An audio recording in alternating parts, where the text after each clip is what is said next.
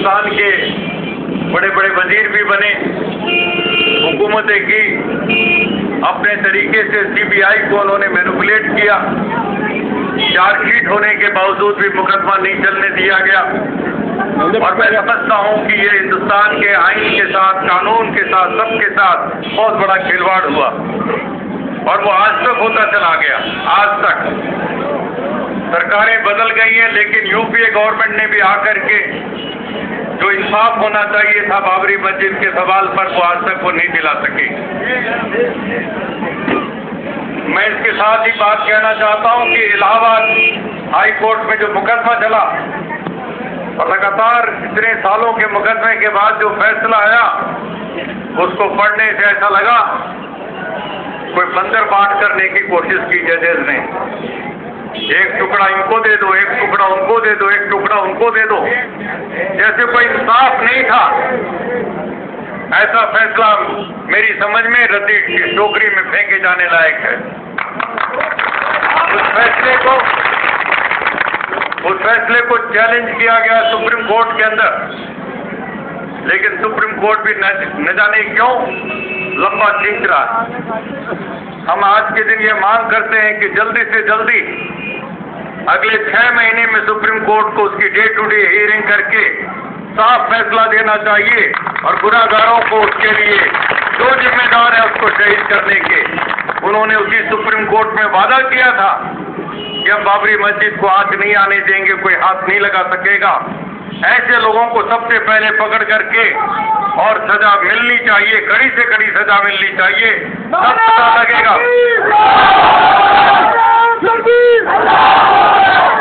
और तब पता लगेगा कि हिंदुस्तान में सेक्युलरिज्म जिंदा है और हिंदू और मुसलमान आपस में पूरी दोस्ती के साथ जिंदा हैं। आज भी जिंदा है, दोस्ती हमारी बरकरार है, लेकिन सेक्युलरिज्म को जिन लोगों ने चुनौती दी है वो बेखौफ घूम रहे हैं। वो हमारे लिए बड़ी शर्म की बात है, इस मुल्क के लिए शर्म की बात है, इसके आईन और इसके संविधान और कानून को मानने वालों के लिए शर्म की बात है। और इसलिए आज मैं 6 दिसंबर को एक बार फिर आप सबके साथ मिलकर के आवाज से आवाज मिलाकर, और शोएब भाई को मैं इस बात के लिए बहुत बधाई देता हूं कि लगातार मुसलसल 19 साल से लगातार ये आवाज उठाते रहे। और भी जो इस प्रकार के सवाल होते हैं, इराक पर अटैक हुआ था उस समय भी उन्होंने एक बहुत बड़ी रैली ली थी और उस समय मुझे बुलाया था। मैं समझता हूं कि इन सवालों पर हम लोग इकट्ठे मिलकर के अपनी आवाज उठाते रहेंगे और इस मुल्क में हर इंसान का हिस्सा बराबर है। कोई भी मुसलमान है तो किराएदार नहीं है, पूरा हिस्सेदार बन करके रहता है हिंदुस्तान के अंदर। ये हमें यकीन रखते हुए अपनी लड़ाई को आगे ले जाना है और मुझे विश्वास है कि हमारे और आपके आज की इस आवाज उठाने से यूपीए गवर्नमेंट की भी परीक्षा है, हमारे सुप्रीम कोर्ट की भी परीक्षा है कि जल्दी से जल्दी कानून को लागू करके दिखाएं और जो गुनाहगार हैं, अपराधी हैं, जिन्होंने इतना बड़ा अपराध किया, उनको सजा मिलनी चाहिए।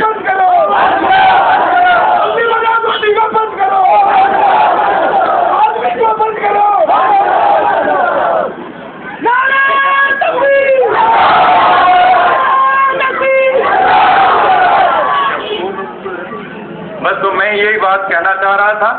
आज आप लोगों ने मुझे अपने बीच बुला करके मौका दिया, इसके लिए मैं बहुत बहुत आपका आभारी हूँ।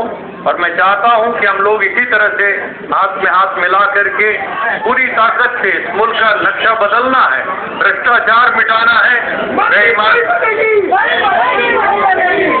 भ्रष्टाचार भी मिटाना है और पूरी ताकत के साथ एक ऐसा इनकलाब लाना है इस मुल्क के अंदर ताकि दोबारा कभी कोई सपने में भी सोच न सके बाबरी मस्जिद जैसी चीज को गिराने की और किसी भी प्रकार से हमारे सेकुलरिज्म को चोट पहुंचाने की।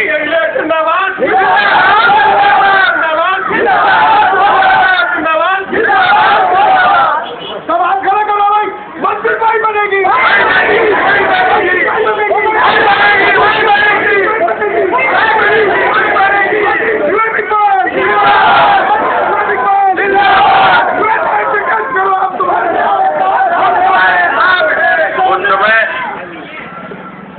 हमारे मुल्क के वजीर आला वीपी सिंह जी ने मुझे कहा स्वामी जी कोई ऐसा तजवीज निकालिए, आडवाणी जी रथ यात्रा लेकर सोमनाथ से चल पड़े हैं और उनको समझाइए कि वो बाबरी मस्जिद की तरफ न जाए, वो बनी रहे और हम उनको किसी तरह समझा बुझा करके उनको वापस करें। उधर जाने से पहले वो दिल्ली आने वाले थे, तो मैंने फिर बैठ करके बातचीत की सब साथियों के साथ और बातचीत से एक रास्ता निकाला हमने, निकाल करके और वीपी सिंह जी ने और आडवाणी जी के सामने नक्शा रखा और ये कहा ये 500 साल पुरानी मस्जिद है, लगभग 1/3 एकड़ पे खड़ी हुई है। इसके सामने मैं तुम्हें 1/3 एकड़ जमीन जो तुम्हें चाहिए मंदिर बनाने के लिए, उसके लिए मैं 3 एकड़, 10 एकड़, 20 एकड़, 50 एकड़ तक देने के लिए तैयार हूँ, 65 एकड़ देने को तैयार हूँ, लेकिन तुम इस मस्जिद को मत छेड़ो। वीपी सिंह जी चाहते थे इस देश के सेक्युलरिज्म कायम रहे, मस्जिद अपनी जगह पर रहे और जिनको मंदिर बनाना है वो मंदिर बनाने। सामने 65 एकड़ जमीन समतल करके उन्होंने तैयार करके कहा यहाँ पर बनाइए आडवाणी जी अपनी मंदिर जो बनाना चाहते हैं, राम जी का जन्म का मंदिर। वैसे तो अयोध्या जो लोग गए हैं वो जानते हैं अच्छी तरह से कि वहाँ 27 मंदिर ऐसे हैं, वैसे लाखों मंदिर हैं देश में, अयोध्या में 27 मंदिर अलग से हैं जिसका हर पुजारी दावा करता है कि राम जी का जन्म मेरे मंदिर में हुआ था। समझ रहे हैं? हाँ, वो चढ़ावा तो पता नहीं। और फिर ये कहा जाता है जहाँ पर वो पैदा हुए थे उसका नाम राम चबूतरा है, तो क्या चबूतरे पर पैदा हुए थे राजा के घर में वो? ये सारी बातें इतनी झूठी बकवास इन्होंने जड़ी। आडवाणी जी ने उस समय क्या जवाब दिया वीपी सिंह जी को? कहते हैं मैं इतना बेवकूफ नहीं हूं कि राम का एक और मंदिर बनाने के लिए सोमनाथ से यात्रा लेके आया हूं, नहीं, मैंने तो नारा दिया है सौगंध राम की खाते हैं, मंदिर वहीं बनाएंगे, वहीं का मतलब वो जहां पर खुतबा किया जाता है इमाम खड़ा होकर के 4 फुट बाई 4 फुट मिंबर, उसी जगह पर हमें अपना मंदिर बनाना है। मंदिर का मतलब वो बीच सेंटोरम जिसको कहते हैं, अपने देवता को बैठाना। तो लोग हैरान, पूरे मुल्क में लोग पूछने लगे कि आडवाणी जी को क्या उस समय वो कैमरा लेकर के खड़े थे जब रामचंद्र जी पैदा हुए और उसी 4 फुट बाई 4 फुट की जगह पे पैदा हुए? कौन सा सबूत उनके पास था कि ठीक वहीं पर हुए? अयोध्या में पैदा हुए तो मान सकते हैं, लेकिन उसी मेंबर की जगह पर पैदा हुए और वहीं पर वो बनाएंगे, वहीं पर उनको बैठाएंगे। ये साफ साफ जाहिर होता था कि उनका इरादा राम का मंदिर बनाना नहीं था, हिंदुओं को बेवकूफ बना करके और मस्जिद को तोड़ करके अपनी गंदी सियासत करना उनका मकसद था। और इसलिए मैं समझता हूं ऐसे लोगों को कड़ी से कड़ी सजा मिलनी चाहिए।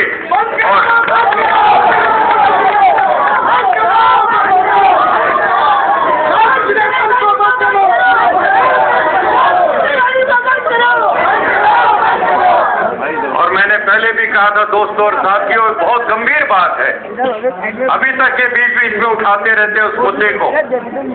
जिस समय कहा जाता है मीर बाकी के सिपा सलार जो था बाबर का, उसने जाकर के छुड़वाया, उनकी कहानी है ये, राम के मंदिर को छुड़वा दिया अयोध्या में।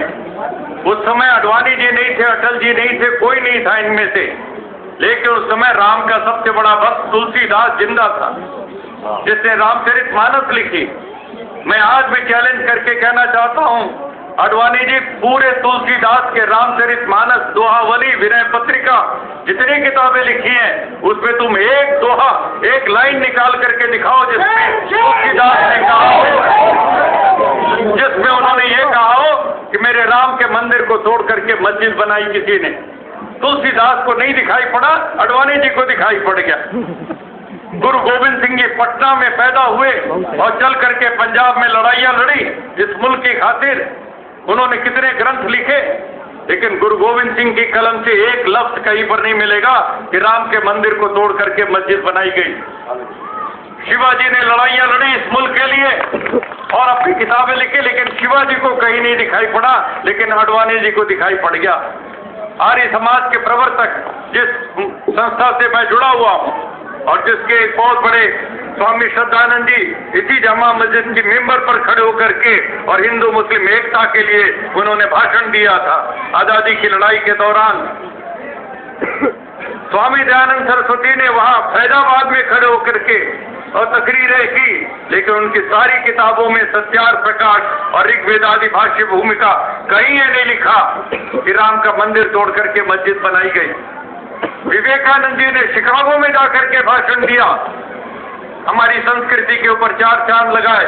विवेकानंद की सारी किताबों में एक शब्द नहीं मिलेगा आपको कि राम के मंदिर को तोड़ के मस्जिद बनाई गई। इन सारे लोगों में किसी को नहीं पता लगा, आडवाणी जी को पता लग गया कि राम वहीं पर पैदा हुए और उस मंदिर को तोड़ के मस्जिद बनाई गई।